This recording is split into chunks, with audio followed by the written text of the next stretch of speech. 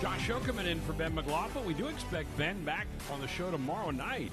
He and his wife, Olivia, welcomed daughter Kennedy 7 days ago, so they're having some well-needed bonding time inside the McLaughlin household. But we're glad you're here with us tonight. Phone lines open and available to you, as always, at 866-HUSKER, 1-866-487-5371. And we start, like we do a lot of nights, talking some Husker football. The head coach, Scott Frost, had a media conference today via Zoom. So he was in his office. All the reporters were locking in on Zooms, and they were asking questions. Went about 25 minutes long. We're going to play quite a bit of that for you throughout the program tonight. I don't know that there was a ton of breaking-type news, but I do want to start with something that did come up, Josh, in the call today, and it deals with the offensive line, and that he said when they start to get on the practice field that Matt Farniok, you're listening to the last Sports 2 years Nightly. has been the right tackle for the Huskers, is going to be moved into right guard, and so Farniok will be the right guard for Nebraska, which leaves that right tackle spot, which is a big spot on that offensive line, wide open. The guy that looks like he might have the end to that is Bryce Benhart, the big, tall Minnesota kid who redshirted a year ago, did play a couple games utilizing that 4-game rule. But your thoughts about Farniok announcing a Farniok position change here today? Well, you're right. That was one bit of news that actually did come out of it. You know, there were a lot of other thoughts that Coach Frost had that were, good to hear from him. But that was actually something that we heard that really hadn't been said before. So that was good to get a little bit of news out of the press conference from earlier today. And I think that it makes a whole lot of sense because, as you said, with Farniok moving into that right guard slot, which is good because then that he's still on that right side of the line, so it's not too drastic of a position change for him. It does open up that right tackle position, which we assume will be for Bryce Benhart, as you said, and he's a guy that we've been hearing about for a while before he even got to the campus.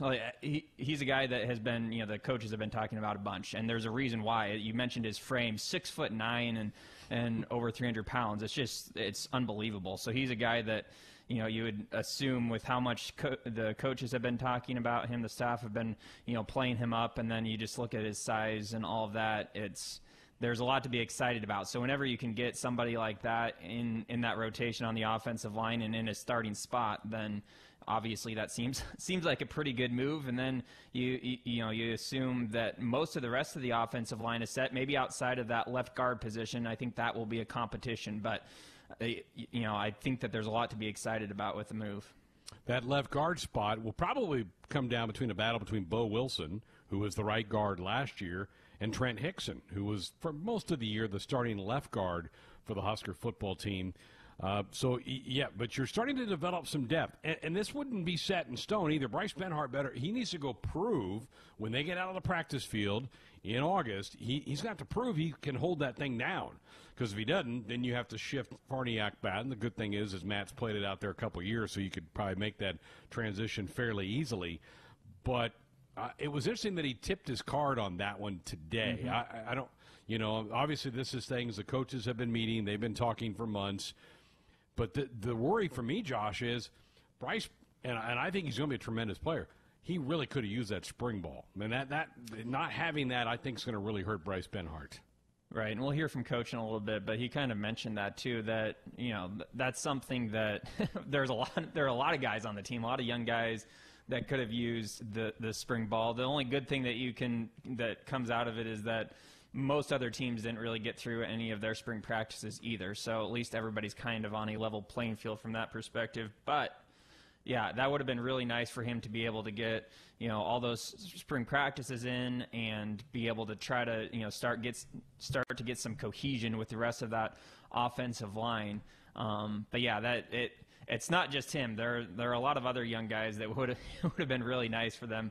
And Coach Frost said it, that it's going to be kind of a short timeline to try to implement some of these position changes and just get some of these new guys into the positions that need to be filled.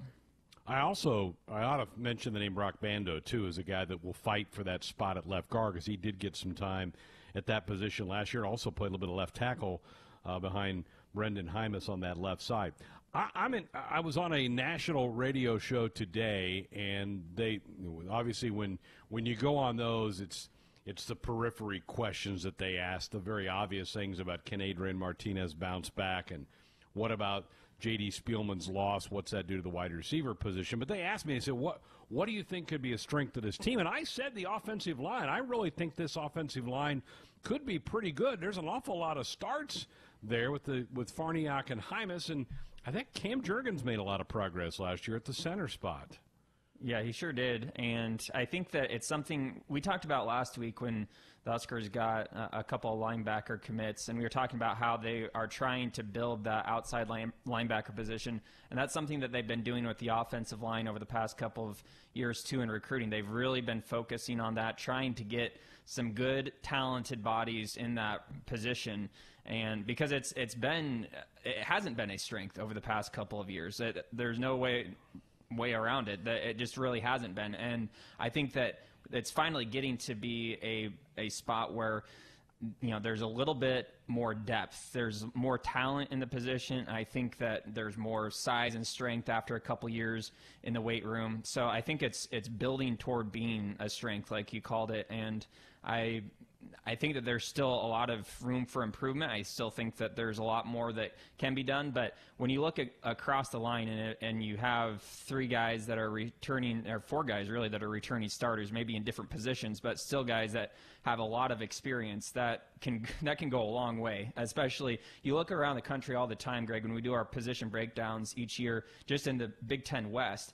A lot of times there are offensive lines that only have 1 or 2 guys back that started the previous season. But when they have 4 or potentially 5 guys back with starting experience or just experience in general, that is just huge. And we usually give a lot of credence to that. So I think that it's definitely trending in the right direction for Nebraska's offensive line. I always really look forward to when we get into that, and we're less than a month away from starting those position breakdowns because, one, it's just a really good crash course on where Nebraska's strengths are and where they stack up with everybody else in the division. And, we've gone back and looked. We haven't been that far off in some of our projections and some of those things. But I have a feeling Nebraska's offensive line is going to hold up pretty well when we pit them up against the rest of the Big Ten West. I think that will be an interesting thing. And, I just think you talked about the lack of depth. The last couple of years, boy, if Hymas goes down or even Farniok goes down, Nebraska just didn't have anybody that was really kind of ready to roll. And in my eyes, Farniok is a guard. He's been playing out of position at that tackle spot. Bless his heart, he's given it all out there, but I think he'll be a better guard than he was at tackle. So Nebraska must feel like they've got enough people, with it, whether it be Benhart, maybe it's a Bando, maybe with the return of Christian Gaylord, who's getting a 6th year of eligibility. He is a tackle. Maybe they feel like, okay, between that group, we can get by at right tackle. Let's get Farniok inside and really kind of shore up the middle of that offensive line. And you think back to all the close games, not only last year but 2 years ago, and I know Jeremiah Searles and Steve Taylor and Brendan Stye have all mentioned this. They said that we haven't been good enough in the 4-minute offense where you're trying to kill some clock, get some first downs, and bleed out a game. Haven't been good enough to do that. Maybe this year that'll be different for that offensive line. We'll certainly see. But we're going to get into a lot of the cuts from the head coach. We're going to do it in 2 segments. The first segment's going to be about kind of team-oriented things. When did they get back? What have they been doing? Some of the things about that. And then we're going to get into some of the social issues. The coach was asked about that earlier today, so we'll get into a bunch of that as well. I want to touch on Husker baseball. We haven't done this in a couple of days. This is the week of the College World Series would be going on up in Omaha. We'd be a couple of teams would have been eliminated by now. I think you'd have been down on Tuesday by night. You'd have been down to 6 teams still left up in Omaha. But Will Bolt and this staff, Josh, continue to make some noise. They have added, back in April during the signing period, they added a couple of junior college pitchers. And here within the last week, they've added 2 4-year college transfers that both look like they could really help this team. I'm encouraged by this. Yeah, you mentioned the 2 guys, and Cam Wynn is one of them, a guy from Lincoln that went to JUCO and then was at Texas A&M this last year. And he's a guy that is just a big arm. He didn't start pitching until later in his high school career. So that's always, I kind of like guys like that because that means that their arm isn't completely worn out. And from what I've been reading about him, he's a guy that can throw in the upper 90s. He's hit 99 on a fastball before, so he has plenty of life in that arm. And I think that he's a guy that can be in the back end of the bullpen, and he still is a little bit raw, but whenever you can throw that hard, you're going to have a chance, especially at the college level. So he's a big one. And then they also got a transfer over the weekend, a grad transfer from New Mexico State, and I'll probably butcher his last name, but it's Roach. It's Roach. Roach. Okay. Yeah. All right. And then he put together a really good season over really good career down at New Mexico State, and his numbers are pretty good. So I think that you add those two guys specifically, Nebraska has really been looking to bolster their pitching staff, it seems like, and I think that with these two guys, they've definitely taken a really good step in that direction. Roach was a 2-year starter. He was the Friday guy for them this year. Last year, I think he went 10-1. He was pitching on Sundays as a junior, and he's got, I think, a career ERA in the low threes, 6'3" kid. And Michael Pritchard, the former Husker, helped with this. Michael was down on Mike Kirby's staff. Mike was on Darren Erstad's staff. Mike was the first-year head coach at New Mexico State. This young guy came into the office and said, "Hey, I'm a graduate transfer. I'd like to try somewhere else." And Pritchard goes, I got a spot for you. How about my alma mater? And he called up here, and Will Bolton's staff jumped all over that. And with the loss of Gareth Stroh, who's going to go to Wichita State so he can pitch with his brother for his final year, Nebraska was out their Friday starter. Well, Roach is certainly going to have a chance to fill that in. I am so encouraged by what I'm seeing Will Bolt doing. They signed what was, by all accounts, a very good recruiting class in November, so they've got some really good incoming freshmen making their way into town. The two junior college pitchers that they signed in April, now Roach and Wynn, and you're right on Wynn. That's like a wild colt. I mean, there's a kid who's got a huge arm. You can't coach 95. I mean, now, I think he's had some control issues, but he does have 2 years of eligibility left. Roach would only have one, but really encouraged. And Coach Harvell, who's got this signature tweet that he puts out, tweeted again this afternoon. So they must have got somebody else. It may be like a high school senior-to-be that's going to sign in November, but the momentum for that program, I'm really impressed with what's happening with Husker baseball. Well, yeah, and we've been kind of talking some college baseball over the past few days with the College World Series would have been going on right now, and the fact that they've been able to sign a bunch of guys, but then also now get some guys with experience too, some transfers that will be able to help the team right away, and Wynn is big. It's big that he has 2 years of eligibility left, and it sounds like he needs to get a waiver from the NCAA to be eligible in 2021. But it seems like that'll happen too. Which, yeah, you add a couple of arms like that to the rotation / bullpen. That's big. That's really big, and it's disappointing. It was disappointing that Coach Bolt wasn't able to get a full season in this year to kind of, one, see what he could do, but also just to kind of establish his program and, be able to get through a full season with his guys and, establish some chemistry. That was disappointing, but I still think that the program is 100% headed in the right direction, just kind of picking up where Coach Erstad left off. So I am very encouraged, just like you, with the news over the last couple days. Josh, you never know what the NCAA is going to do, but you got to think that a young guy who has to leave a college to go home because of COVID will have a shot to get cleared right away. He moved back home because of the pandemic. That's probably a pretty good reason to let him stay seems home. Like it. Yeah, no doubt. All right, so those are some of the topics we have here on the program tonight. If you'd like to chime in, 866-HUSKER, 1-866-487-5371. When we come back, we'll play you some of the clips from today's press conference with the head football coach. That's coming up next. Purchase with confidence. This is Woodhouse. Greg Sharp, Josh Hookeman back with you on a Tuesday night. The head football coach, Scott Frost, had a press conference today via Zoom. He was sitting in his office, and all the media were at their station, their home, wherever they may be, firing questions at the head coach. First one out of the gate for us tonight. The head coach was asked about, was there advantage to being ready to go on June 1st? I think it is going to be a help to us to be back earlier. And we owe a thanks to a lot of people. I kind of mentioned some of our operations people and some of the coaches that have been essential personnel and been here the whole time to make sure that we are ready to get our kids back, maybe ahead of some other people. Also got to thank, everyone from Ted Carter to Ronnie Green to Bill Moose, even the governor and the mayor. We've been careful to follow every state health guideline, every city health guideline. But a lot of those people have been very open to us pushing the envelope a little bit on allowing our kids to come back into a safe environment. So I'm grateful to those people. What's been interesting about this virus and everything that we've gone through with it is I think there's inherent advantages and disadvantages that have happened all through this. Getting your kids back to campus certainly could be an advantage.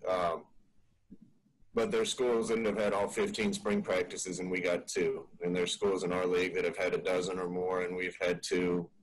Certainly the recruiting advantage and disadvantage probably isn't tilted in our favor. We have to get kids to Lincoln, Nebraska to see it because we're recruiting kids from farther away than a lot of other people. And without the ability to get kids to Lincoln, it's made recruiting more of a challenge for us than maybe some people that are in areas with more recruits. So there's been advantages and disadvantages that were probably unintentional all through this thing. And right when it started, I think we did a good job getting ahead and putting our heads together and trying to figure out how to solve the problem of getting our team back to campus safely for them and safely for the community. And I think we're a little bit ahead of curve on that. But any advantage we get there, we need, because I don't think we've been on the right side of a couple other ones. Huskers are, Josh, into their 3rd week of working out. There are some schools, a handful of them in the league, that aren't back yet and won't be back, I don't think, until next week. How big of an advantage do you think it is? Well, that's what I was just about to say. There's some schools around the country that aren't back yet, and the Huskers are ready to go June 1. I think it is a huge advantage because, like we talked about last segment, about the Huskers missing spring ball and not getting guys in there, at least now you can get guys back together on campus and start working out. It's not as probably valuable as a spring practice would have been, but it still is valuable to have your guys in the weight room and working out and doing all the things that come with that. So to be that far ahead of the curve is big. It's huge. There's no way around it. It's a big deal. Now, these are voluntary workouts from now until you get into about mid-July. The head coach was asked about, is everybody on your football team here now? Very few. You can probably count them on one hand, and I really don't want to talk about who's here and who's not. This whole time, the players' safety has been our first priority. Our community and state's safety is just as big a priority. And one thing we've been careful to do is not make it mandatory for anybody to do anything. So there's been different phases of this and different times throughout where certain families have thought their son was probably going to be safer being in Lincoln. Some other families that felt safer with having their son at home. And we've never tried to discourage them from staying home if they want to. We're to a point where there's probably, you can count on one or two hands the number of total players that aren't here. So not all, but most of them from the football team are there. Now, we've talked a lot in the last 2 weeks about the 6-week plan that the football committees have put out and now have approved, that these teams can start really having ramped up preparations beginning July 24th, about a 2.5-week period before they can then get on the practice field. But the hours you can spend with your team goes up to 20 hours a week beginning July 24th. Here's the head coach's thoughts about the 6-week ramp up. I think one of the reasons we're looking at that plan is because early on in this, we started looking at 4, 5, and 6-week models to return to play. And I think they've kind of been stubbornly holding on to those models, even though a lot of people are getting their kids back to campus. That being said, I am in favor of it because we missed spring ball. missing the amount of spring practice that we did just sets you back as far as knowing X's and O's and being able to operate as a team, and having a little extra time before camp starts to get walkthroughs and get some of that done will definitely, I think, benefit everybody that missed spring ball. It is going to make the scheduling of everything a little interesting for us, because usually you give players time off to recover before fall camp starts, and you definitely don't want to give players time off during that time when we have more access to them and more ability to do things. So it's going to change our scheduling model a little bit to make sure our players are here through that, but also fresh and ready to go for the long haul of the season. In essence, it's going to be a 2-week mini camp from July 24th to August the 7th. Here, just kind of continue on. More thoughts from the coach about that 2-week period. If this works well, I might be we'll see how it goes this fall, but might be in favor of doing something like this every year. So we'll see if anything like that plays out. The model for what it's supposed to look like, again, hasn't been finalized yet, but there's a proposal that it would be about a week and a half of 20 hours a week of access with the players that will include non-contact walkthroughs, which, again, from my standpoint, if we can get some work done during that time as far as the X's and O's go, we're actually going to be able to be a little easier on them in camp.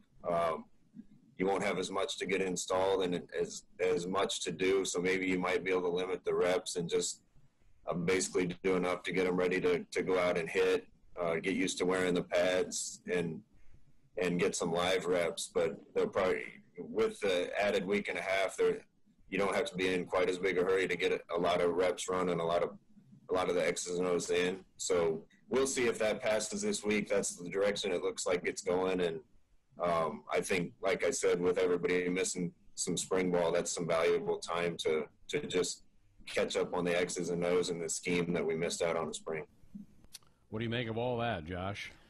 Yeah, there's a lot there, and I think that there's the biggest thing is that it's going to be a change. It's going to be different, which we know that, and if the only thing that I think that I think it's mostly positive, and there are a lot of good things, and I think he touched on it just a little bit at the end of one of the clips, that the only thing that might be a little bit concerning is that if you kind of do this right before fall camp anyway, that's a lot of football for a long stretch of time. Especially if you have a normal fall camp and then normal regular season and then possibly postseason after that, that's a lot of football. You don't want your guys to get burned out, but overall, I think the positives outweigh the negatives. And like he said, they don't know exactly what it's going to look like, but from what he was talking about, it sounds like it's a good idea and a good way to kind of make up for the lack of a spring ball. I think it's a one-time deal. Personally, I think it's just because of what happened with spring practice that the NCAA is going to allow this year. Might be wrong, but I just get the feeling this will be a one-time thing. The pros, folks, you may hear us talk about OTAs a lot. A lot of times teams will have OTAs in the NFL in like June, then have about a month off, and then they get into their camp and then they go. But because college football has always been set up with spring ball, that has been the OTA for college football. My gut says this is a one-time deal just because everybody missed so much spring football practice to give them these extra week and a half to 2 weeks that they're going to get this year if the legislation passes. But as he said, I think it will. All right. We've talked a lot about the wide receiver spot in the last week, particularly after the J.D. Spielman news. The coach was asked about the wide receiver room and the running back room, which really needs to be bolstered up and should be with the addition of a couple of young freshman running backs. His thoughts about those two rooms. We got some guys coming back that I feel good about that are healthy and looking, from what I hear, better than they have in the past. But skill on offense is certainly has a possibility of being one of those positions. I think that little bit of access and time with our players prior to fall camp starting could be a benefit to us. But, Coach Lubick's going to have to earn his money. Coach Held, guys like that are going to have to try to fast track some of those guys when we are able to meet with them and work with them to try to get some of those young guys ready to be players for us. Josh, I can hear after the post-practices coming up in August that there are going to be a lot of questions about those two spots after really every practice probably. Oh, 100%. Especially like Coach just mentioned, Coach Lubick is new at the position, and he didn't really get a spring ball at all. So he's even more under the gun at that position. But to go along with that, obviously a lot of new names headlined by Omar Manning. But yeah, there's a lot of work to be done there, but there's also a lot of reason for hope. A lot of talented guys that are going to be inserted into those position groups. So I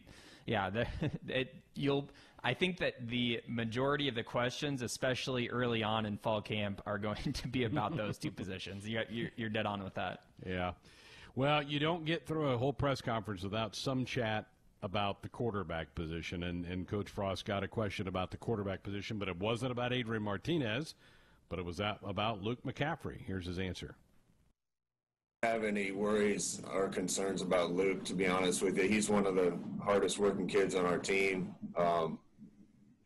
He spends all his time on football. He's going to be ready. All the reports I'm getting is that he's whipping it around really good and throwing better than anybody's ever seen him throw. So I feel real confident about him. Obviously, with Logan being new and enrolling early, missing those spring practices wasn't ideal for him either.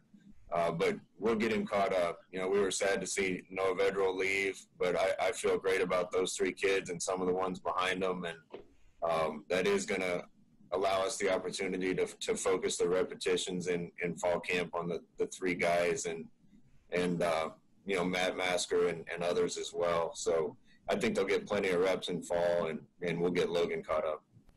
My one image of Luke McCaffrey, Josh, was the Indiana game where Noah Vedral started. Adrian was hurt, and there was a play in the game where Noah's helmet came off, so you got to come out for a play. And by the time I was describing that Vedral's helmet was off, McCaffrey was already in the huddle. He was already grabbing the guys and starting to go. He shot out there like a cannon to get ready on the field. Yeah, he's everything that you talk about, the words competitive and a gamer and all of those things. He's definitely all of those things, which is what you want. You want somebody who, if Adrian Martinez is the starter going into fall camp, you want somebody who's going to just push him and push him and push him, which, as Coach said, Noah Vedral is gone now, so he's not one of those guys that's going to push him at that position, and so you want Luke to make it a competition, and that's a lot of times that's coach speak, but I think that most Nebraska fans who saw Luke McCaffrey play last year know that he's talented enough to start at quarterback for Nebraska, and the coaching staff has said multiple times that they think that he is a quarterback. They're not going to move him out to a wide receiver position or use him in different places. He's a quarterback, and so I think that you hope that it is a really, really good competition throughout fall camp, and that both guys can stay healthy throughout the season as well. Yeah, no doubt. All right, we're going to need to take a break. When we come back, the coach also got into some of the social unrest that we're dealing with, not only as a community, a state, and a country. How does he handle that with his football team? We'll get some thoughts from him coming up next. He was sitting in his office. All the reporters were either at their places of business or their homes firing questions at the head coach. And one of the topics that you knew would come up and should have come up was all the unrest we're having in this country and the Black Lives Matter movement after the horrific death up in Minneapolis. And some programs try to muzzle their players. That's not the case at Nebraska. Here's the coach talking about how he wants his players to be able to speak out. We've always, I think, been on the right side of this and letting our players have their own voice. And all I want to do is try to educate our guys to use their voice in the right way. And that doesn't mean telling them what to say. That just means to help them understand that, social media is a valuable thing because it can spread information, but it can also be dangerous. I just want our kids to understand that how they portray themselves on that is kind of, we call it their resume to the world. And to be smart about what they're putting on those things. But we've never tried to stifle our kids' voices. I want them to have the outlet to voice their opinions and say what they think. And we'll always encourage that kind of free thinking and free speech in our program. Josh, it seems like kind of the adult way to handle this thing, and yet, as I said, some programs haven't allowed that. Iowa is one that has not allowed their kids to get on social media. They may be changing that policy with all the problems they've been dealing with, but I like the approach that the head coach has with his team. Yeah, I definitely think it's the right way to go about it. You don't want you don't want to muzzle them, like you said. And there's obviously some kind of a line with certain things where you like Coach said, you know that you want your guys to be representing the team because they are playing for your team. They are representing your university, so you want them to do that in a good way. But there's also the point that they obviously have thoughts. They are their own person, and you don't want to just stifle them and keep them from sharing those thoughts. And in today's day and age that we live in with social media, obviously there are a lot of bad things that go with that, but it's also a way for every single person to get on and represent who they are to the world. And it's like he said, it's the resume to the world. And they do have a platform. There's, with the name, image, and likeness that we've all been talking about over the last several years, and especially the last few months, they're important. These players have a platform, and they're able to speak to all the different people that follow them, and they can share their opinion on things. And like, if they do it in the correct way, which is, with a respectful and an adult way, then I think that it's great. It's awesome.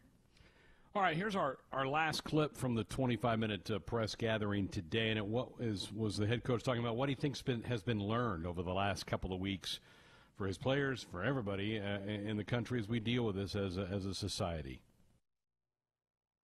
I think it's given us all an opportunity to examine some of the things that we thought we knew but might be naive to. Anytime something like this happens and there's strong feelings throughout the country and something despicable like that happens, I think it gives everybody a time to reflect. My biggest priority is to make sure that our players are all treated equally, that our players all feel safe in this building, that we're a team that treats everybody the same regardless of where they come from or what they look like. And it has made me feel good about the environment we have here, talking to some of our players. I said this maybe one other time, but I think sometimes football players can be shielded from some of the issues that other people have because within these walls, it's real easy to just be teammates. And I am proud of the fact that talking to a lot of our guys that none of our players feel discriminated against or feel like those issues exist in the building. I shouldn't say none. The ones I've talked to have all given me really positive answers on that. But again, they say there's no atheists in foxholes. I think it's hard to have some of those issues on a football team because a football team gives you an environment for people of all different races and backgrounds to come together and learn about each other and see the good in one another and work together. And so football teams honestly are kind of an example of that I think a lot of other people could follow. And we need to be an example because of our influence here at Nebraska football, and we'll try to be. But the best way that I know how to do that is to continue to try to provide an environment within these walls where everybody feels safe and equal. Very good comments from the head coach, and a good way for us to leave off our coverage of what was happening earlier today when the head coach talked to the media. First really press conference he's had since March, right before spring practice began and before the whole shutdown from COVID-19. Thoughts? 866-HUSKER 1, 866-487-5371. We're back to wrap up the hour next. Bringing you more choices in brands, locations, and service. Experience the difference. Purchase with confidence. This is Woodhouse. Well, SNBL today. I got the first one, and I almost came back, got the second one, but my series evened up at a game piece. I think it's going 5, Josh. Yep, you and Ben's team. Unfortunately, we thought we were going to see one game from the NLDS and one game from the ALDS, but due to some way the schedule was set up in the game itself, we couldn't do that without having to simulate and not be able to see your second game. So we had two of you guys, and yeah, for some reason I thought that you were, after game one, I was like, okay, Greg's team might sweep this or at least win in 4, or at least win the first 2 going to Las Vegas, but that wasn't the case. It was kind of a wild finish to the game 2, but the Outlaws got it done, evening at a game apiece. And right now, yeah, you're right. I think that there's no reason not to believe that we're going to go 5 in the NLDS. Yeah, they could close it out. I may have played my last home game if Ben wins the next two. I don't think so. I think you're going to at least split there in Vegas and send it back to Hickman for a game 5. So tomorrow on the stream, which begins at 11 a.m., it'll be 2 games from the American League Divisional Series between the Rowboats, Austin's team, and the Mammoths, Josh's team. So back-to-back games tomorrow. I really wanted to revel in my win today, and then 10 minutes later, I'm playing again. You got like 2 minutes to celebrate your victory, and then you were back at it for game 2. Unexpected, too. That was tough. I got to sit there and stew about that one for a couple of days. That's it for this hour. See how the new daddy is doing. There's got to be stories, right, Josh? There's got to be something about you didn't get the diaper on in time, or you slipped and fell. I mean, there's got to be something he's going to have for us tomorrow. There just has to be, because as that first week as a new dad, you're just kind of you're not really in your right mind. You're just kind of you're not yourself. So there are bound to be accidents and things like that happen. So I'm sure he has at least 1 or 2 stories along those lines. I texted him today. I go, "How you doing?" I got a 1-word answer. And it was not a cuss word. Okay. I was like, I know that's what you were thinking. I knew that's what you were thinking. Tired. Oh, yeah. That's what I got back. The first, especially the first 2-3 weeks, are just they're rough for everybody involved. It's obviously the moms are the ones that have take the brunt of it, but even so, it's not easy just being in the house. It's tough. Well, and your first one too. You're always waking up going, are they breathing? Are they okay? Right. Then you check on them, and so even when you sleep, you don't get a good night's sleep. So exactly. Yeah. So he'll be back tomorrow night. That's the plan anyway, that he'll be back tomorrow night. All right, coming up this hour, we'll have our top 10. We're going to talk about top 10 game shows of all time. This is going to be fun. Have that one for you. We may even have to turn this into a Twitter poll, don't you think? Oh, yeah. At the end of this 100%. thing? All right, we'll do that. And then Dave Manerik's going to join us from the Nebraska Sports Council. They got some pretty good news yesterday with the governor's announcement about moving to Phase 3. I think it's going to open up a lot of contests for the Cornhusker State games coming up in July. We'll get the latest from Dave at the bottom of the hour. But let's get it underway with the top 10. This came up, and I think it was you and I, Austin, that we were on or was it you and me, Josh? We were talking about game shows. It was you and me, actually, yeah. All right. On the stream for the SNBL, we're like, book that one, save that one. That's going to be a topic down the road.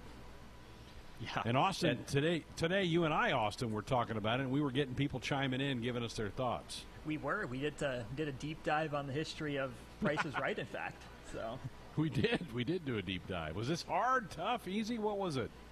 Well, I think there was, we had some conversation about what constitutes a game show. Is it the classic, the trivia type in studio, a host and all of that?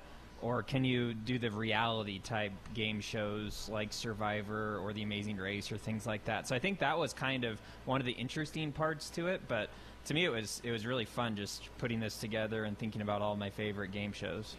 So for me, my determining thing, and we all talked about it together as a group, was if it was kind of a season-long thing like Survivor or Amazing Race, that doesn't count. To me, game shows are more nightly, different contestants pretty much every night. For that. So that's how I kind of graded it. I don't know. You guys may have done it different. That's fine. We'll have some fun with that if that is the case you did. So, Josh, why don't you lead us off tonight? Absolutely. So I decided for my first 2 or 3, I decided to go outside the box just a little bit and do something a little bit different. So my number 10 is the Newlywed Game, and that's one that started way back in the 60s and then is mostly in syndication, but it came back, I think, 10 years ago, and they did a little bit of a reboot of that. So it's just fun because as somebody who was a newlywed not that long ago, we have watched it, and Victoria and I joke all the time that we'd be pretty good at it because we kind of know some intricate things about each other. We know we can kind of get inside each other's minds, and even if we don't necessarily know what the answer is, we could probably figure it out, like if we are posed a question about the other person. So I think it's kind of fun to put yourself in the situation for that game. So that's my number 10. Good. Austin? I line up with Josh. I've got Newlywed Game here at number 10 as well. So I'm along the same sort of lines. My fiance and I, again, like Josh said, maybe we don't know everything specifically, but give us not even 20 questions. Give us 2 or 3 questions. We can tease out the answer with an educated guess or two in there. I'm going way, way back to 1961. This isn't even on the air anymore, but I think a lot of people will remember it, and it's Password. This was where you had two contestants. They teamed up with a celebrity. They competed in a word association game. In fact, there's a board game about it that I think a lot of people probably have in their game closet. But it went off the air in 1975, but Password is my number 10. Whenever I think of that game, I think of the SNL skits that are making fun of it. Is what my mind goes to.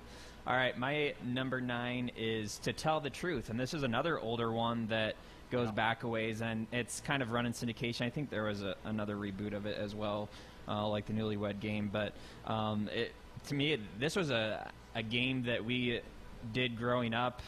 We kind of played it too. You have the three people sitting there. One of them's the real person, and they're telling facts about themselves, and you have to figure out which one is the real person and which one or who the imposters are. So, that's a fun one, To Tell the Truth, my number 9. Love it. Number 9 for me is a newer one, hasn't been around all that long. It's called Beat Shazam. It's a newer entry based on a couple older games, and I just really admire the contestants. I am horrible at naming songs, so I've learned a lot when I get to watch this. My History of Rock and Roll class at UNL helped with that too. So, I mean, unless it's like a super, super, super ubiquitous popular song or an 80s guitar riff, I really can't recognize it. So seeing these people with their recall, it's impressive to me, and I learn a lot. So I really like that one. It's kind of a takeoff of Name That Tune that was an older show. Right. Little trivia on Shazam. My neighbor's daughter worked on the show. Oh, wow. Wow. Shazam. Nice. I think it's off the air now, though. Connections. I don't think it's quite on the air anymore. I'm going old school again, and this one was on the air for 26 years. Hollywood Squares, which was a tic-tac-toe type game. They had a scaffolding built up where they had all these stars, and you try to win cash and prizes by if they could answer correctly or not answer correctly a question. But it was on the air from 1966 to 2004. Hollywood Squares, my number 9. I actually had that one on my list initially, and then it got the boot. I added one late, and so it got the boot. But definitely enjoy watching that one. My number 8 is Are You Smarter Than a Fifth Grader? The first, you'll notice a trend on mine. There's a lot of trivia game shows on my top 10. So this is one of those. Are You Smarter Than a Fifth Grader? Jeff Foxworthy. And, I mean, it's kind of the idea behind it is pretty funny. You have fifth graders on there, and they're showing that they're smarter than they're answering questions that adults don't know. So it's and I have to admit I've played along plenty, and there are a lot of questions that those fifth graders know that I don't. So it can definitely be embarrassing. Love it. I'm a big Jeff Foxworthy fan. I love him.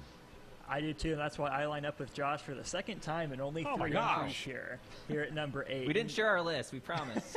we didn't talk about this one, just you and I on the show, or on SNBL, but it is funny to see, the panel of fifth graders. It's really flipping the expectations. Normally it's the adults helping the kids with their homework.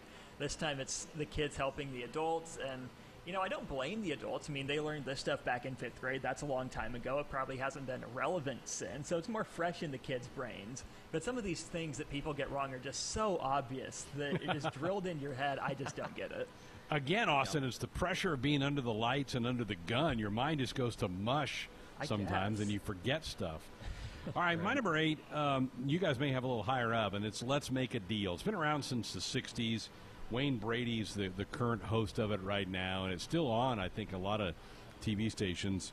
Fun little entertaining game. What's behind door 1, 2, or 3? So Let's Make a Deal is my number 8.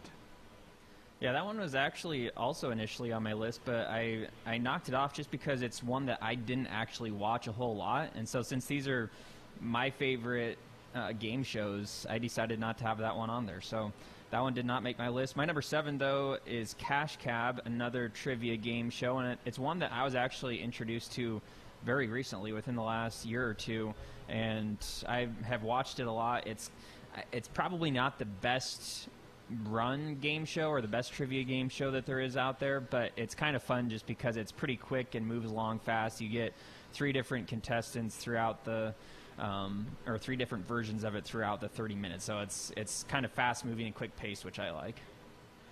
Number 7 for me, more recent one as well, Deal or No Deal. I think Howie Mandel was pretty good as the host. No, it's super simple. It's not not a lot going on. You just hear someone pick some numbers, but seeing the anticipation on their face, you kind of lean into it as well. The banker, you never figure out how he comes up with those numbers that he does, but seeing those people weigh the risk and reward against keeping going or just taking the offer and shutting it down.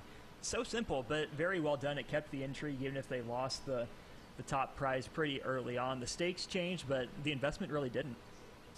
Trivia question. Meghan Markle was one of the gals holding the suitcase in that show. Now married to Prince Harry. Wow. She was one of those, models that was holding up the suitcase. Wow. She was on that show. All right, my number 7, Match Game. Match Game was on for decades. It went away. Now Alex Baldwin hosts it. You have 6 celebrities, and people ask questions of the celebrities and see if they can get them right or wrong. So Match Game is my number 7. All right, my number 6, and I'm really surprised that I didn't end up having this any higher, but I have Family Feud at number 6. Oh. And, of course, we've turned our own Family Feud, Famous Dave's Face Off every Wednesday night, which we'll play again tomorrow with Ben back in the chair. So I think the only reason why I knocked it down a peg is because it's a show where it's kind of like trivia, but there's not necessarily a right answer. I mean, there's the way that the majority answered, but there's so many questions. It's like, come on, there's no way that that's actually what 70 people said or 50 people said. That can't be right. So to me, that part of it kind of knocks it down a peg for me. All right. Really makes you wonder where some people's heads go when they're asked some of these questions. But exactly. That's what Are you referring to me or Ben? Maybe both, depending on the question. Part of the fun. There you go. All right. Rounding out the back half of my top 10 at number 6, I've got Who Wants to Be a Millionaire. I love how the questions and the stakes escalate as you go. They have all these, helpful little... Phone a friend. Sheets. Yeah, phone a friend, get the 50-50. You can ask the audience, all sorts of different things. And you have to know a lot about a lot or just get super lucky. Use your power-ups, your boosts, right? And a lot of different hosts, too. A lot of big names. Al Roker, Tom Bergeron, Regis, Terry Crews, Chris Harrison's hosting it now. So I'm a big fan of Who Wants to Be a Millionaire. Meredith Vieira, did you mention her? I think she's hosted a version of it, too. I mean, there have been a bunch of people that have hosted that thing. All right, my number 6 is The Pyramid, either $25,000 or $100,000. Dick Clark used to host it when I think it was a $25,000 pyramid. Now it's Michael Strahan. You pick categories, you team up with a celebrity. I think ABC's got it going right now during the summer months, but Pyramid's been around a long time, and so that makes my list of number 6. All right, into our top 5 now, and my number 5 was Austin's number 6, Who Wants to Be a Millionaire? And this was actually my first game show that was a trivia-type game show that I fell in love with. I remember watching this when I was 7, 8 years old, and I didn't know very many of the answers, but I really wanted to, and it just seemed so appealing because it seemed so easy at the beginning because there were a lot of questions I knew in the 100, 200, the first 1,000 that I could get to, but then it was like, you're so close when you're that far, and when you get that far, you only have a few questions left and you get $1 million. So I think that was kind of the appeal to it, and still is. It's kind of fun that you can get really close to $1 million and then maybe lose it just like that. No kidding. So, no offense, Dak Attack, if you're listening. This is your favorite, as we found out in SNBL chat today. But I've got Price is Right down here at number 5. Bob Barker and Drew Carey have done the hosting since 1972. They've been good. The 3 different games within the game is interesting. It's not just the same thing all the way through. So the ways they switch it up is very well done. I'm a fan of that. And just picking people out of the audience to do it, that's fun as well. You walk in, and obviously they know going in that they're going to be it, but it seems so random, and someone gets this whole big prize pack if they guess a few numbers right. The music's iconic. Price is Right, top 5 game show of all time in my mind. Okay. My 5 you both have had. Hey, this is where I have Who Wants to Be a Millionaire. So that's where I've got that on my list. All right, perfect. And I follow Austin again this time at number 4 was his number 5, The Price is Right. Is where I have this. I think the only reason why it's not higher for me is because I didn't really get a chance to watch it as much as a lot of other shows in my top 3 or even 5 below this, because it was on kind of a daytime, and so I didn't really watch it a whole lot or be able to watch it consistently. When it's on and I can find it, it's great. I like it, but I just don't think I fell in love with it as much as some of the other shows because I didn't get to see it as much. But definitely worthy of a top 5 spot. I have it at number 4. Number 4 for me, Minute to Win It. a lot of games you can recreate at home. You know, you watch it on TV, it's gone worldwide. It's not just an American show. But, you know, a lot of these things you can do at home. You can fill a rainy day with them. You don't need a whole lot. You can make your own. A lot of extremely creative ones. The classic one that I absolutely hate is you start with a cookie on your forehead and have to try to slide it down and catch it in your mouth. I have never gotten it. I am too impatient to try it. I just want to grab the cookie and put it in my mouth. Oh, that's good. I can picture you doing that, Austin. My four, Austin had a couple back, and that's Family Feud. Here's where I've got this, which we've now turned into our face-off on a Wednesday night. Richard Dawson was the initial host of this game show. Now it's Steve Harvey, who's pretty funny in his own right. So Family Feud for me is at number 4. Yep. All right, into the top 3, I have Wheel of Fortune at number 3, and we joked about this, I think, the initial time that we were talking about it on SNBL, that it's kind of a grandparents' game, that I watched it at my grandparents' growing up. Whenever we were there, it turned on at 5 o'clock. I know Nate Rohr chimed in, and he said that he's been watching it every single night when it's on at supper time. So, Wheel of Fortune definitely has a lot of good memories, and I'm not super good at the board games. I know there's a lot of people that are better than me at them, so I do okay, but I don't think that I would be comfortable actually competing on it. This is one where I would 100% fold under pressure. I'd be like looking at the board and being like, I have no idea what this is. So, yeah, it's a fun game to watch, though, for sure. Wheel's right up my alley. I think I do pretty well at it. I love guessing it as early as possible, and that's why it's at my number 3 as well. Oh, wow. You both line up with that. My number 3 is Jeopardy. And Jeopardy, Alex Trebek is an institution. Love the show, but I have to be in a right mindset to watch it. I got to because it makes you think. You really have to think as you play along. And so that's why I maybe don't have it as high as you guys. So I have Jeopardy here at 3. All right, very good. All right, here's where some controversy comes in. And this was a late add to my list, but I decided to put it on there because I love it, and it's it's the show Survivor, and I am going to include it because earlier today we had the discussion of whether or not shows like this counted as game shows or counted in this category. I just Googled best game shows of all time, and it was up there in the top 3 or 4. So other people are counting it, so I'm going to count it too. I have Survivor at number 2. Ben and I used to watch this all the time together when we were roommates, and it's a binge-worthy show for sure. And even though it might be kind of you call it a reality game show, I still think that it counts. So I'm putting it at number 2. Are you the one that's going back and watching them again, or is that Austin? Who is? Somebody not, is. No. Ben and I both have gone back and watched a bunch of them. So I've watched probably all but maybe like 5 of the seasons. Okay. And I'm kind of I don't watch them as they're happening. I usually go back after a year or 2 after they've come out and watch them again. Have you avoided spoilers for the most part? I do, yeah. I follow the Survivor accounts on social media, on Facebook, Twitter, and all that. And somehow, whenever it pops up, I'm like, okay, I can't look at that. And I don't know why I follow them anymore. It's like I'm making it hard for myself to avoid spoilers, but I still do usually. That's funny. All right, survey says number 2 for me is Josh's number 6, Family Feud. I really only watched the Steve Harvey era, but he's great. I love the way he handles the contestants. His interactions are great. The celebrity Family Feud is always good. The normal ones are good. So many moments that'll live in internet infamy forever. It's super easy to follow along with, and like I said, it really makes you wonder where some people's minds go when they hear these questions, but that's all part of the fun. Yeah, no doubt. All right, my number 2, Austin Orman, come on down. The Price is Right. So that's my number 2. I love it. All right, You're the my next number contestant. 1. Come on down. All right, my number 1 is Jeopardy. Greg, you had it at number 3. And you're right that if you want to play along, you do have to be in the right mindset. You have to be locked in and ready to go. But I just watched it all the time growing up. And even if I wasn't in that mindset, I still loved watching it because you just learn so much. There's so many different questions about topics that you don't necessarily know anything about, but you learn about it. You get, 5 different answers to questions, and I think I just love consuming and soaking in knowledge, so that's a good way to do it with Jeopardy. And Alex Trebek is the best, so. Yep.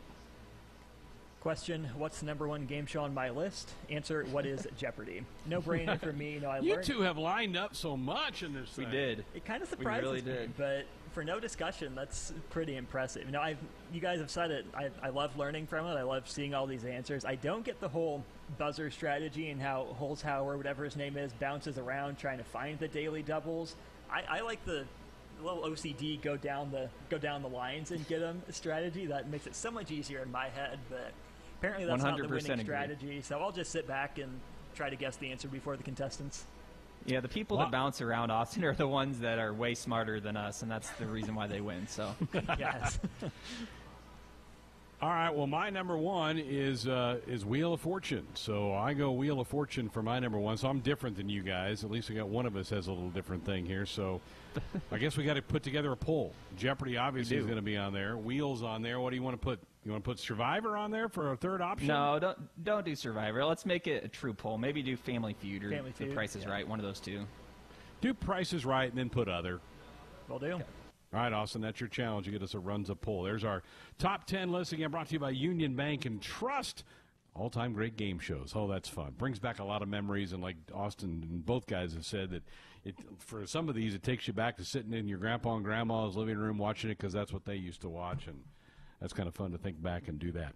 Dave Manerick, the Executive Director of the Nebraska Sports Council, will join us next. We'll get an update on the Cornhusker State games. We do have our Runs a Twitter poll up at Husker Sports. Which of these is your favorite game show of all time? Jeopardy, Wheel of Fortune, Price is Right, or you can leave us other. And it's a battle between Price is Right and Jeopardy right now. That poll will be up all night long. You want to get on there and have some fun and register a vote. We're delighted to be joined now by the Executive Director of the Nebraska Sports Council, Dave Manerick, who got some good news yesterday from the governor, I would guess. We'll get into that here in a moment. But I'm going to start with our game show topic, Dave. What's your all-time favorite game show? Though Jeopardy, Wheel of Fortune, Price is Right. Oh, I got to go with Jeopardy. It was the one I watched the most. But I loved hearing about all the old school ones you guys were talking about. I remember sitting in my grandparents' house watching To Tell the Truth and just feeling agonizing pain and having to sit there because it was all talking. And then later when I kind of figured out what it was, I was like, oh, man, that's actually pretty interesting. Right? I mean, I think that's where everybody gets introduced to these, probably at their grandparents'. It's crazy how many memories come rolling back. I mentioned that I think you got some good news yesterday when the governor announced starting Monday we're going into Phase 3, which is opening up some things. How will that affect the Cornhusker State games now just a little over a month away? Well, the main thing is that it gives us an opening for a couple of our biggest sports, soccer and basketball. And I'd say soccer's much more likely to be similar to normal than basketball, just because basketball's indoors, and I think there's still a possibility that when all of the protocol is kind of passed down to us, it may be limited. But I think soccer now, if teams can start playing games and practices on July 1st, I think by the end of July when we do soccer, or by the third weekend in July, I think we're going to have a pretty normal soccer tournament. We've already got a lot of, especially groups of soccer players that played in high school ready to come in and kind of have a mini high school season. So I'm excited about those two sports. Of course, getting volleyball moved to a more normal format, getting crowds increased. That all means a more normal Cornhusker State games, and we're happy about that. So that's kind of the big thing.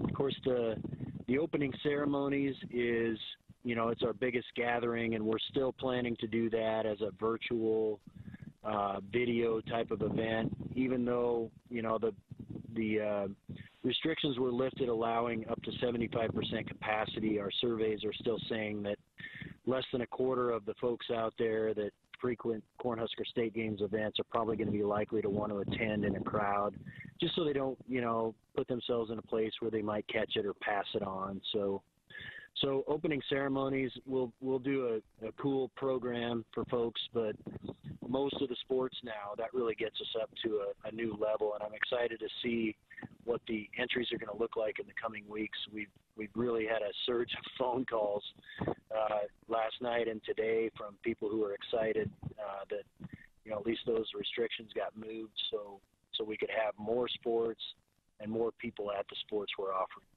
I was going to ask you, we've got to be coming up on some deadlines. Give me some dates the folks need to know about if they're now thinking, oh, maybe I can put together a group team here to do one of these events in a month. Yeah, July 6th is our biggest deadline, and really any more, that's our only deadline. We kind of removed all of those price bump deadlines because it's a unique year, and so we're offering the base price all the way through because we knew that people, they may be selecting or needing to ask for a refund, and so we just kind of let people kind of coast, and now we're going to do that. But July 6th is the key date for getting all entries in. CornhuskerStateGames.com has the registration system and all of the sport information. Dave, were you surprised that the governor made that announcement, or have you kind of been in the circle where you're hearing updates on a daily basis from the health community and the folks that make those decisions? I'm not really hearing anything, but I wasn't surprised. I mean, I think it's in the best interest of all of us that we move forward and move toward opening as long as we're protecting the hospital capacity, and I think the governor's done a great job of kind of pushing to get more people out there, and it's not kind of the right way to say it, but it is correct that, what we need is for this virus to move through the healthy population, try to protect those at risk, and I think that's what the governor's done a real fine job of, and so I expected it to get open. And then the other huge factor in this state is that if you don't open football by July 1, that means we're probably not going to have Husker football or in the way that we hope to have it. And right now is the time to test it out. So I think it was about what I expected, and it's the right time and the right move. And when you get a sport like football open, you really have those other communities that there's no reason not to get basketball and soccer players back out there and doing their thing. Again, visiting with Dave Manerick, the Executive Director of the Nebraska Sports Council. They oversee the Cornhusker State games coming up in July. All right, let's lay it out again for the folks. If they want to reach out, put an entry together, what's the best way to do that? And you did say July 6th is your hard deadline. Anything else that the people need to know about? Now, just go to CornhuskerStateGames.com, and obviously, just like in every aspect of your life these days, just be agile and keep kind of paying attention because things are changing daily. So that's our only thing is that folks be patient, and we're going to have a Cornhusker State Games, and it's going to be darn good, and we hope that folks will sign up. Well, Dave, we appreciate it. I thought of you as soon as I heard that announcement yesterday. I thought that had to be good news for you. That's why I reached out to you and wanted to get you on tonight to get everybody kind of caught up and updated on that. I'm sure we'll talk again before the games get underway. Be safe, and let's hope for good things as we move through this summer and through this virus. Amen to that. Thanks for the time, Greg. Appreciate it.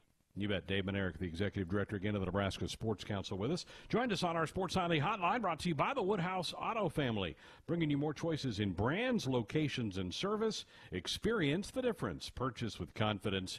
This is Woodhouse. All right, Austin has reopened our phone lines, 866-HUSKER-1, 866-487-5371 if you want to sound off on our top 10 topic. If you have some thoughts about what you heard from the head football coach earlier today during his press conference, we can get into those next. Greg Sharp, Josh Show coming with you here on a Tuesday night of Sports Honey on the Husker Sports Network. It's a real dogfight. Our Josh and our runs a Twitter poll, a dead heat right now between Jeopardy and Price is Right. Sure is. Yeah, it's kind of gone back and forth. I think Price is Right was out front early, and then Jeopardy's made a comeback. You asked Dave Manerick about it. He said Jeopardy is probably his favorite. So there's a lot of people leaving their opinion, too, in the comments. And we actually had a couple of different people say the same thing, supermarket sweep, which I haven't really heard of. I think I've heard of it, but I haven't ever actually seen the show. So people have their opinions, and they're making it known. And this one guy just tweeted us and said, definitely Price is Right. Love watching it when I was homesick from school. And, Austin, that was kind of your take, right? That's when you would see it, when you were sick from school. Right, yeah. Sick. I mean, curl up with a blanket on the couch, have your Sprite and your saltines, and you just kick Price is Right on for an hour or two in the middle of the day. Yeah, you're living life if you're doing that. Oh, that's great. College basketball, which right now they've got their voluntary workouts going on, and all but three of the Huskers for Fred Hoiberg have arrived on campus. You have Thor and Ivan, who are over in Europe, and they can't travel, so they're locked until the travel restrictions get lifted. And Kobe King is finishing up some classwork at Wisconsin. Then he will be here, but they're having voluntary workouts. But college basketball, their competition committee said today that they're going to open up the gyms for the coaches to do some limited work with the team starting July the 1st. They'll have about a 20-day run there. So college basketball also kind of getting ramped up and ready for the upcoming season. Of course, yesterday we heard from Jake Muehlheisen. We talked about the non-conference schedule for the Huskers being released. We have not seen the women's non-conference schedule. I don't think it has not been released. Maybe they're still trying to lock down a game or two. But yeah, and usually they come in around the same time. But you're right, that's probably what it is that they're just trying to finalize one or two things, and it will probably be out relatively soon, I would imagine. But, yeah, the things with the on-court practices and all that in July, and being able to meet on Zoom and do some workouts that way, and then it sounds like they're going to be pretty much back to the way that they would start their fall practice workouts like 40-some days before the start of the regular season will be pretty normal. But, yeah, that Huskers still looking to get a couple of their guys on campus, but with the guys coming back from different countries, that will probably be a little bit before they can get to Nebraska. Couple months, maybe. I mean, I really haven't even tracked that. I don't know how about travel from Europe to the U.S. I don't know where that stands. Yeah, I don't know either, and I think that some of it will kind of maybe even depend on them. Like if they want to take the risk of flying internationally, like even if it's allowed, there are a lot of people that are just not choosing to travel right now. So I think that might be, even if it is something that they could do they really want to do it at this point? So it'll be interesting to see. I think that hopefully they'll be here in the next month or two, but who knows at this point. Josh, I saw Ivan tweet a picture of him standing on a beach with his girlfriend. He didn't look like he was in a big rush to get back to Lincoln. Right. Well, and the other thing, too, is, though, he wasn't wearing a shirt, and he looked like he was in decent shape. It looks like he's staying in good shape, and I think that he's already, from when he got on campus to, I mean, even during the season, he got in better shape. But I think that he's going to continue to get bigger and stronger. And like we said a million times during the season last year, he was 17 during most of that season, finally turned 18 at the end of it. So he's a young man that's really still growing into his body, but he is a physical specimen, that's for sure. Made a lot of improvement during that freshman year, did the big fella. For Husker basketball. 866-HUSKER-1, 866-487-5371. Take our final break of the hour and wrap up this hour. Next. Made it on there. The Wall. You remember The Wall? Yes, that one I do remember. Double Dare I have not heard of, but yeah, The Wall that was good. That's a good going back to that one. Any of you seen Pressure Luck?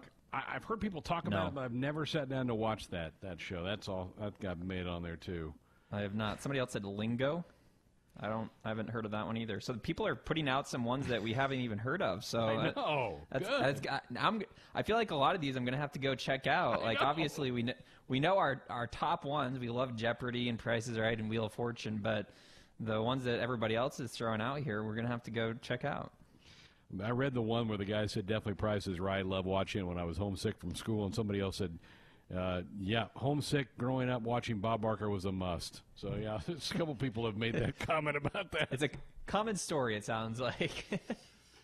Yeah, in college when I was, quote, sick, I sat home and watched Price is Right, or when I didn't want to go to Biology 101. Right. On a Tuesday. That's what I said during the segment, is that I think that would have been a show that I would have loved to watch, but I just didn't really – it wasn't one that I could watch consistently because I would have had to be, quote-unquote, sick a lot. And I was every once in a while, but I didn't do it that much. So, it's just one I didn't really get into as much as some of the other ones. Maybe Austin will know this. Is Plunko one of the games they play on Price is Right? Plinko. Yeah. I mean, people can name the little games that they play on that thing. I haven't watched it enough lately to stay locked in on that. All right, tomorrow night, we do think Ben will be back, so we'll play famous face-offs. Family Feud, based off that show tomorrow night. We took a week off when Ben was not here last week. We'll also have another edition of our Husker Huddle. This will be a good one. It's Jeremiah sitting down with Blake Lawrence, and they're going to talk about the name, image, likeness, which has certainly gotten a lot of headlines in the last few months and is going to continue to get headlines as we head toward that as being a part of college sports. So that'll be one you will not want to miss tomorrow night here on the program. Good to hear the Scott Frost comments from earlier in the show, his press conference earlier today, and boy, we had some fun with our Top 10 Tuesday topic tonight, and good news for Dave Manerick of the Nebraska Sports Council, getting more events being added to the Cornhusker State games with some of the restrictions being lifted around the state. So it's good to hear from him and get that update there. Again, July 6th is the deadline to get yourself registered for that. Callers and guests into our show, dial us up on our Sports Nightly Hotline, brought to you by the Woodhouse Auto family, bringing you more choices in brands, locations, and service. Experience the difference. Purchase with confidence. This is Woodhouse. Busy hour, fun hour here on Sports On. We're not done for the night. We have another hour coming up on the other side.